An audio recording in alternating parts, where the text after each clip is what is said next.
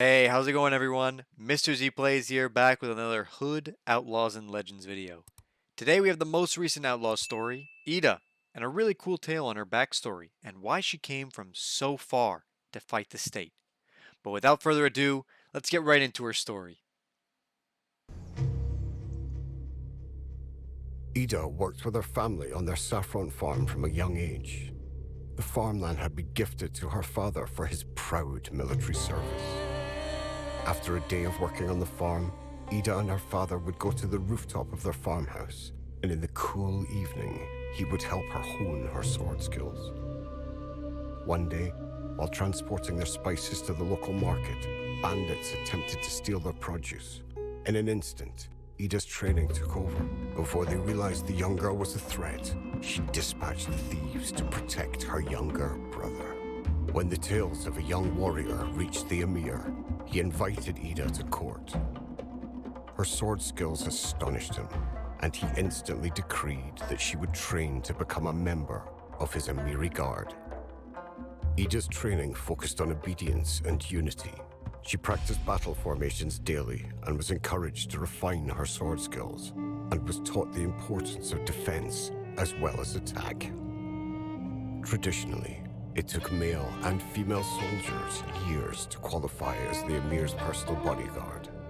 Eidaa became the youngest member of this elite unit after demonstrating her ability to disregard her body's natural reaction and put herself in harm's way to protect others. A few years later, a new threat appeared from the west. The state attacked the Emir's lands, and Eidaa was soon to be embroiled in her first real battle. The attackers were relentless, sending wave after wave of deadly armor-piercing arrows into the ranks of Eida's unit. The state soldiers exploited a weakness in the center of the Emir's guard formation, and in the confusion of battle, Eidaa became separated from the Emir. A huge knight took this opportunity to break through the ranks and drag the Emir to one side. The Emir struggled to loosen the soulless knight's grip from his neck as he lifted him effortlessly into the air. Eidaa desperately fought to aid her lord and managed to kill the last of his soldiers in her path, just in time to witness the monstrous creature rip his ring finger from his hand and passively toss the Emir's lifeless body to one side. However, rather than break their spirit, the news of the Emir's death filtered through the battleground, empowering his soldiers to beat back the invaders. Reinforcements arrived and forced the enemy back into the sea. After many days of mourning the Emir, the newly appointed heir requested an audience with Eidaa in the war pavilion. Although beaten back for now, the new Emir recognized the danger posed by the state and wanted to be better prepared next time. He was going to dispatch spies and assassins to follow the retreating enemy. They were to harry them, gather intelligence, disrupt their activities in any way, and seek out new allies. In addition to this, Eidaa secretly vowed to track down the man who had killed the Emir. The new Emir unraveled an illustrated map and showed Eidaa the land she will travel. He had organized for her to voyage in secret, disguised as a crew member on a spice merchant ship. The merchant ship lay in a secret cove. There was a sense of unkemptness on board. Sails were poorly repaired, and the deck encrusted with brine. The ship was manned by a weather-worn crew that didn't take too kindly to strangers on board. Suspicious of the others, Eidaa quickly found a safe place to hide her treasured weapons. They journeyed westwards, working their way up the coast, stopping off at port towns along the way. Their main trade items included silks and saffron. As the merchants plied their trade, it allowed Eidaa time to visit countless taverns, picking up a vast array of stories about the state. Survivors recounted tales of soldiers pillaging their lands and slaughtering those who stood against them. Travelers told legends of outlaws stealing vast amounts of gold from the state's strongholds and returning it to the common folk.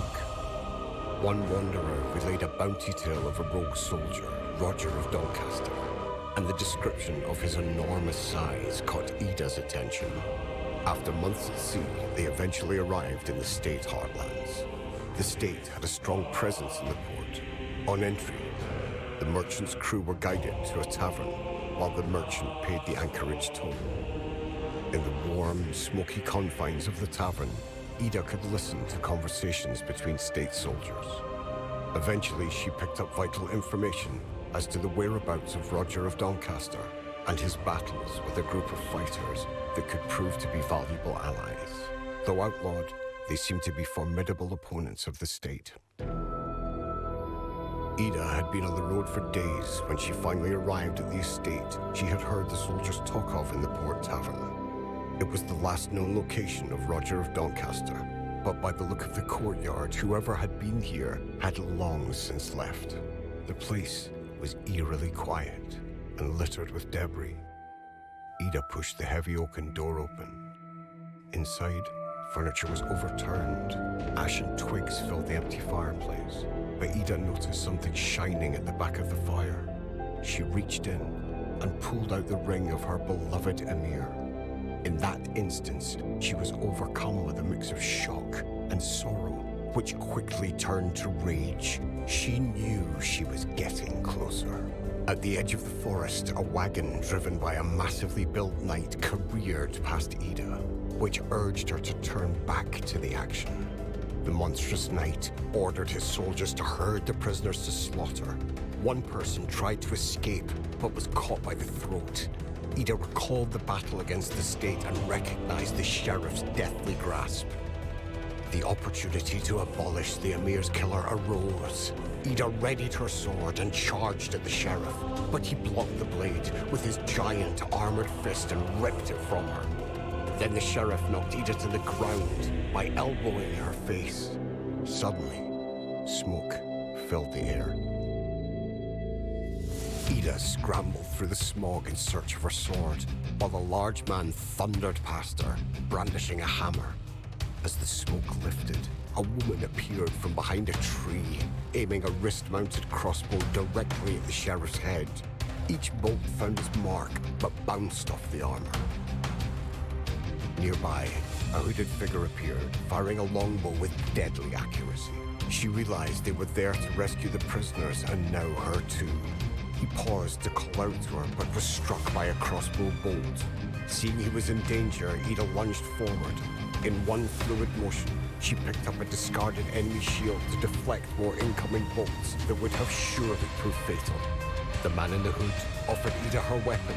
They fought side by side long enough to ensure the last prisoners escaped. Then, as state knights arrived, she retreated with the outlaws into the refuge of the woods. Eidaa quickly became a valued member of the Outlaws. She brought knowledge of science and chemistry from her culture that allowed the Outlaws to create explosives. She taught them how to control the battlefield through the use of barriers and traps. Having found new allies, Eidaa is now working towards her ultimate mission.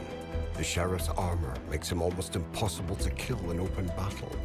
But there is more than one way to destroy a man and bring down a state.